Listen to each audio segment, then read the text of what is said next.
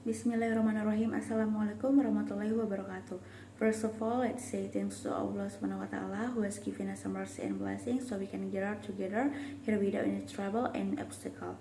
Secondly, my salawat and salam always be with our best Prophet Muhammad Sallallahu Alaihi Wasallam, who has brought us from the darkness to the brightness. And my special thanks I deliver to my lecturer that has given us time to explain our understanding about the material. Sir Dr. Kaharudin SIP M. Home. So let me introduce myself. My name is Ariyanti Widyastuti and I'm from PBIB 2019 and now I'm in the 5th semester at UIN Alauddin Makassar. In this video, I will explain about curriculum and instructional development, which includes 3 topics. First, preliminary phase, second, development phase, and third, review phase. In this video, I also explain more about the 3 phases before, then explain one by one from the first phase, which is preliminary phase, until the last phase, which is review phase. So, to shorten the time, let's begin the explanation. In curriculum and instructional development, the first phase is preliminary phase. In this phase, I will explain 3 points. First, making decisions on need analysis. At this stage, we are required to think about basic decisions before the need analysis is carried out. What to decide? 1. We must determine who is involved in the needs analysis. Then we have to decide 2 things. First, we determine which categories of people we can involve in our need analysis. We can find out the categories of people we can involve based on Brown's theory of the 4 categories of people we involve in need analysis. First, target group is anyone like teacher or administrator. Second, audience is who do you think will be doing the results of this need analysis? Third, people who do need analysis. And fourth, research group is people who are a source of information for us to get information about the target group. We determine the number of people we will involve in our need analysis. How to determine the number? There are 2. First, population availability, whether the people we categorize exist. Second, determine the sampling technique, whether we use a total sampling technique or random sampling. The next basic decisions is what information should we collect.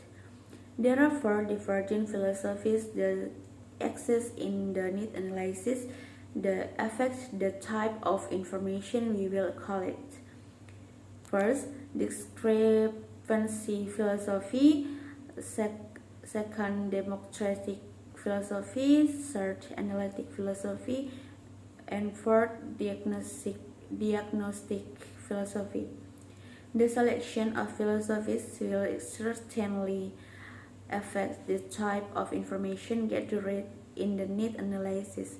The tendency is the listing of needs might grow to unmanageable proportions that make the curriculum designer needs to decide which point of view shall be taken. Then the needs analysis need to sort all the information and narrow the scope of their investigation. And the last basic decisions is how can we get the information, or what instruments do we use to get the information. In the sessions, the need analysis can use 3 basic dichotomies of need proposed by Brown 1955. First, situation needs versus language needs. Situation needs refers to any administrative, financial, logistical, manpower, pedagogic, cultural, personal, or other factor that may give an impact on the program. And language needs refer to language competence of students, reasons for studying English, their current abilities, etc.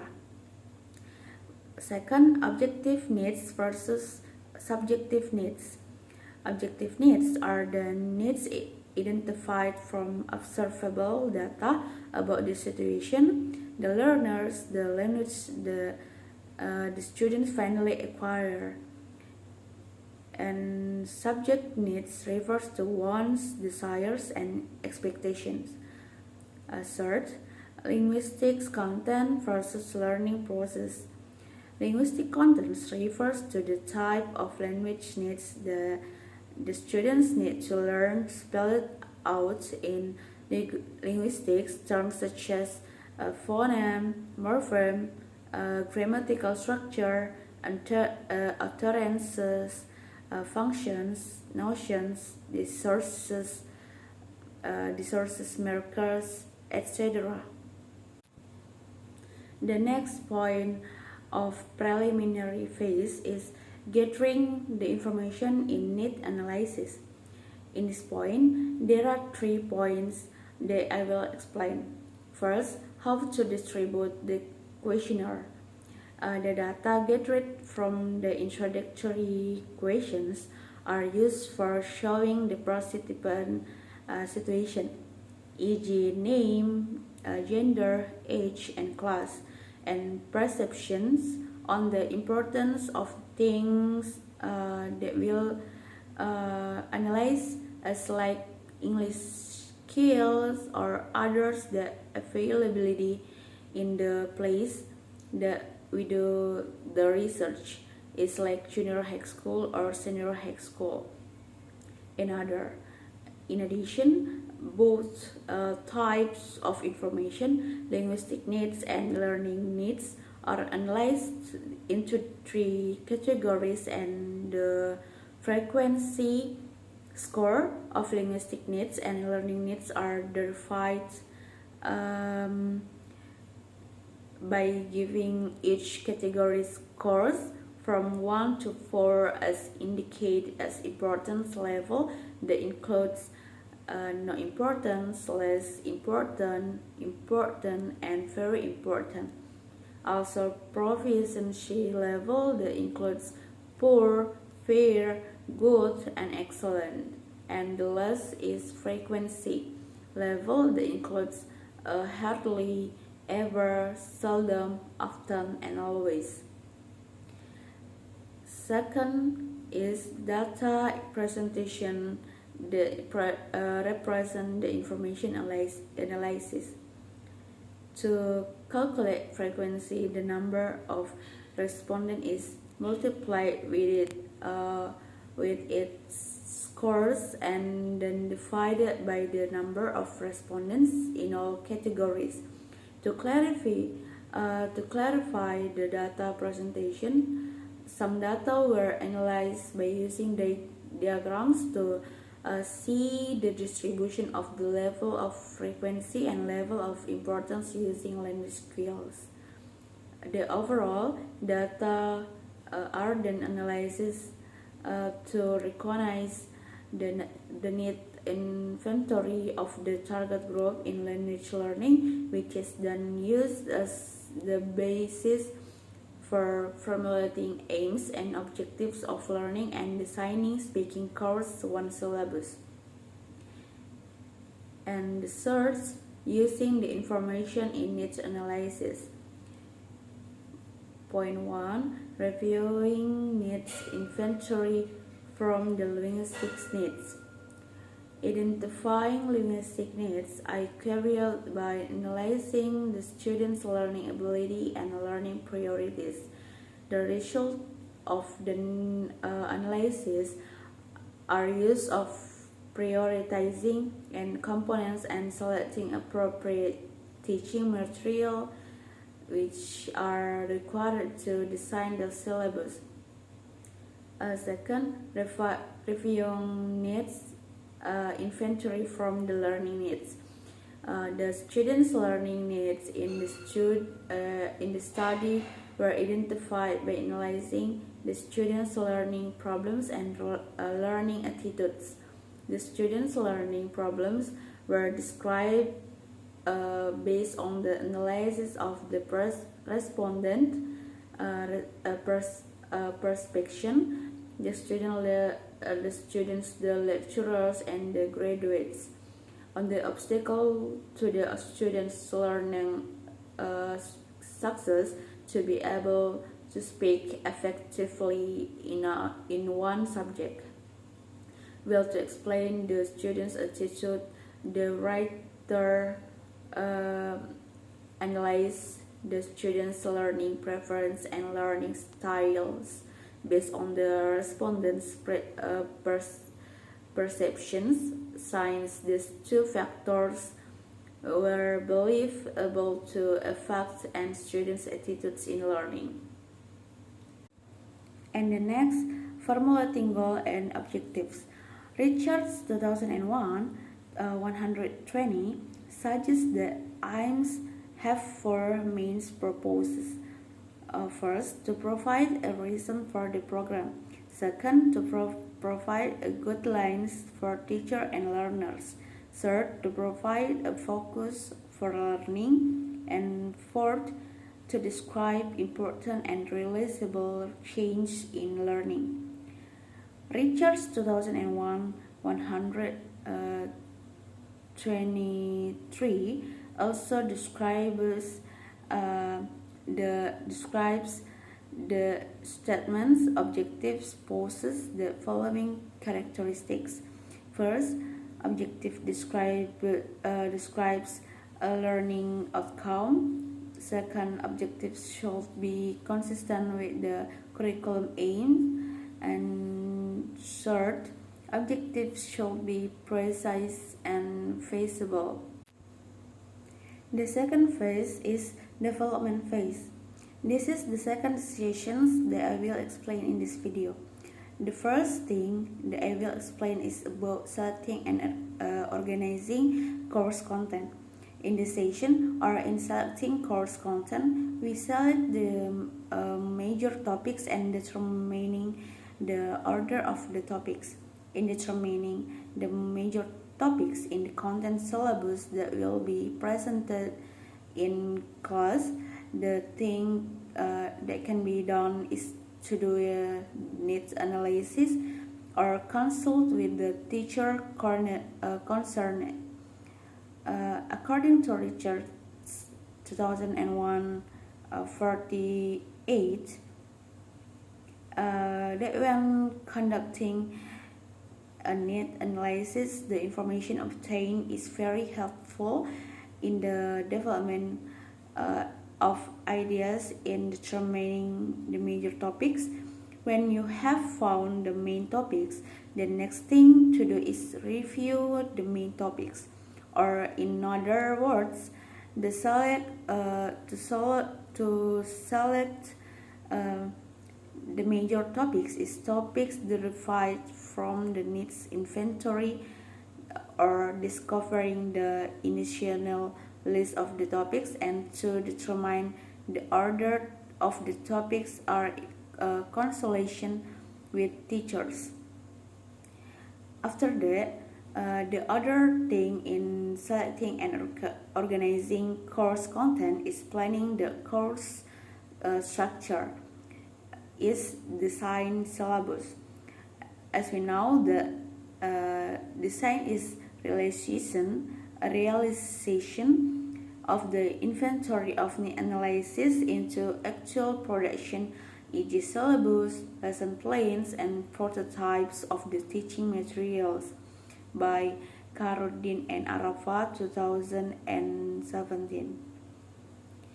Design of the syllabus is carried by first, selecting the syllabus framework, and second, developing the syllabus or distribution of the contents of the course.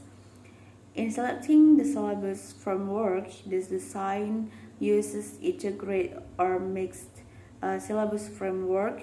These are: first, topical or content-based syllabus that organize around themes or topics. Second, structural syllabus that organize around grammatical items. And third, competence-based syllabus that organize based on a specification of competency expected to master. This all is determined to satisfy the linguistic needs and the learning needs of the students. After that, in developing the syllabus, we distribute the course content is i.e. number of sessions or week, them or units, topics, activities, grammar items, and competencies. Then the second thing that I will explain in this phase is developing the teaching material. There are three producers in developing the teaching materials. The first is mapping out the course items in the form of section. Unit consists of several lessons. The presentation of the instructional blocks is the lesson plans.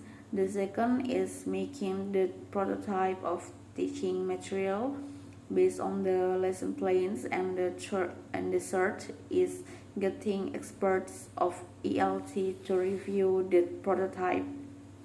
In making the lesson plan, pay attention to the 2 points. Those are: first, use the syllabus as a guideline to write the lesson plans.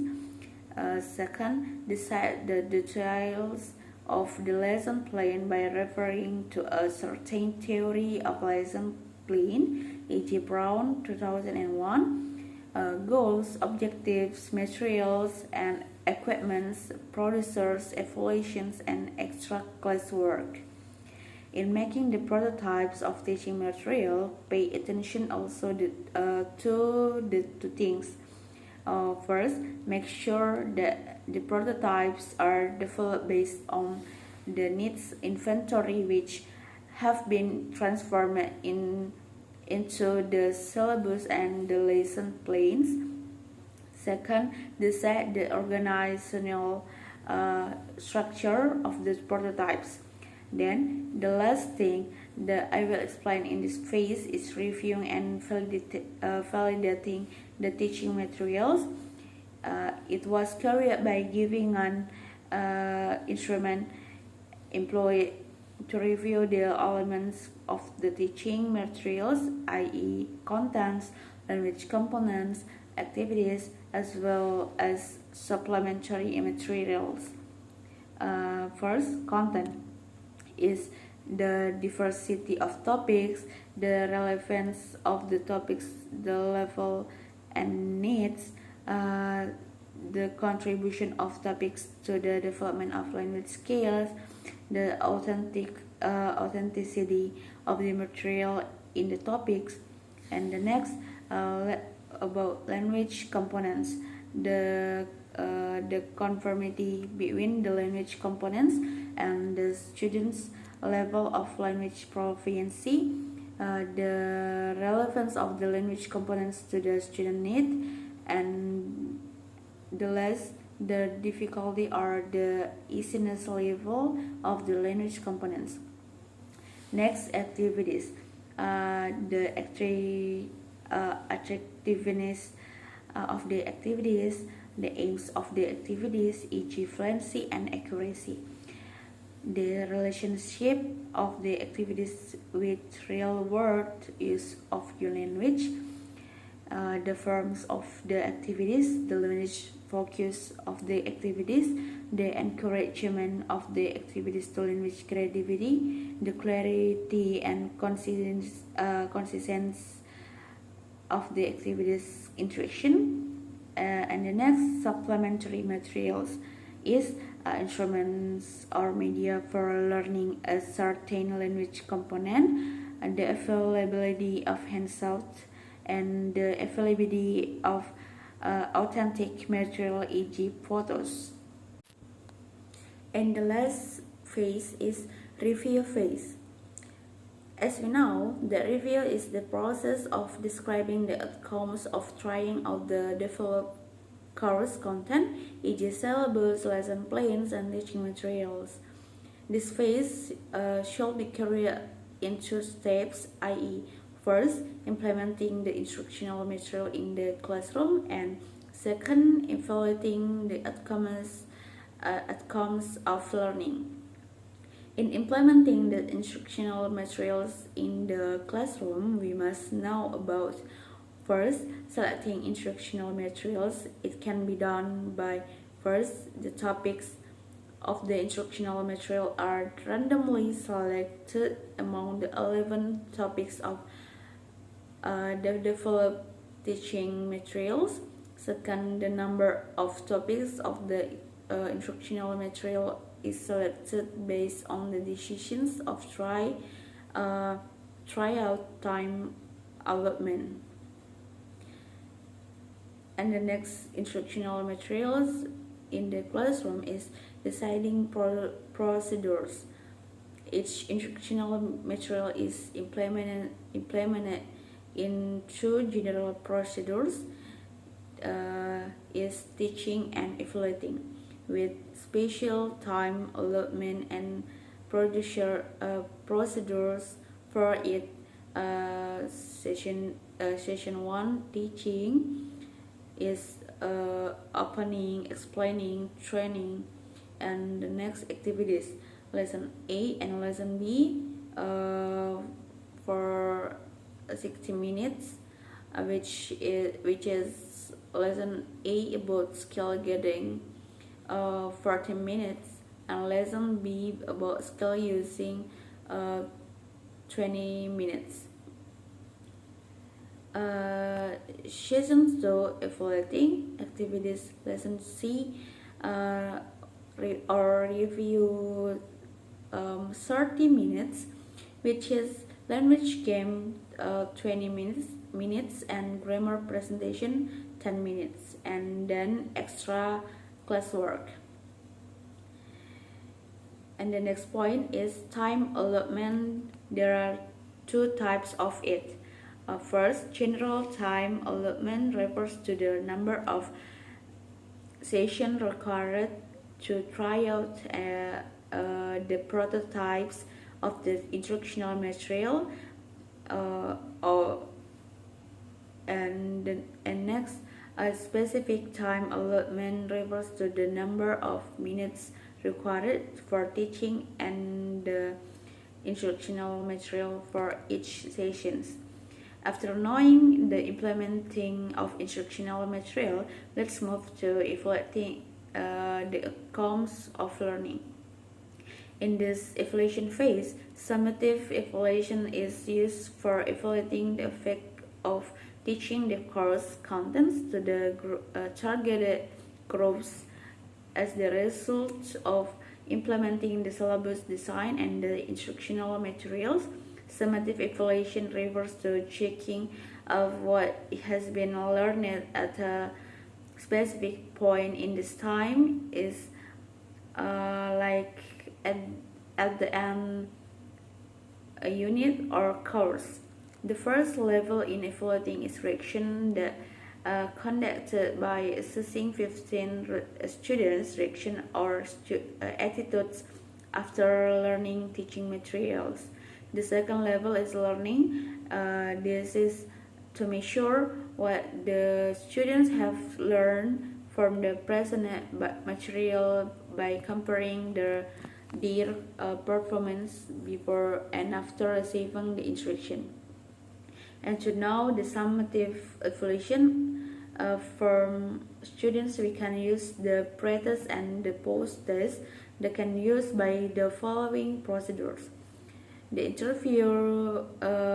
interviewers prepare a series question on 3 topics, i.e. family, cooking and food, as well as future plans. Next, the students are then interviewed in pairs or even threes to put them more at ease and relaxed atmosphere through the presence of of a friend or a classmate. Next, the interviewer then lead into the interview by first of all asking yes or no questions, followed at some stage or other by certain WH questions.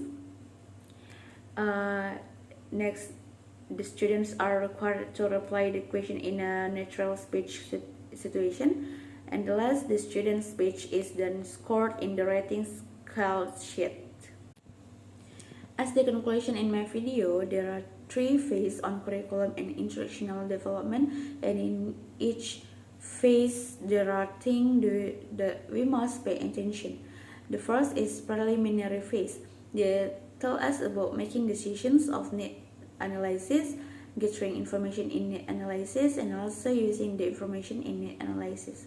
The second phase is the development phase that tells us how to selecting and organizing course content, how to developing teaching materials, and also reviewing and validating the teaching materials. And the last but not least is the review phase. That tells us about teaching instructional material, evaluating learning outcomes, and also summative evaluation. Those all the things that very important for us the future teacher. So maybe that's all for me and also my video. Don't forget, I wanna thanks to Allah Subhanahu wa Taala that give us healthy until now and blessed me so I can complete this final project. Once, thank you so much, and I do apologize if there are many mistakes in my video, and I hope my video can be benefit for us. Wassalamualaikum warahmatullahi wabarakatuh.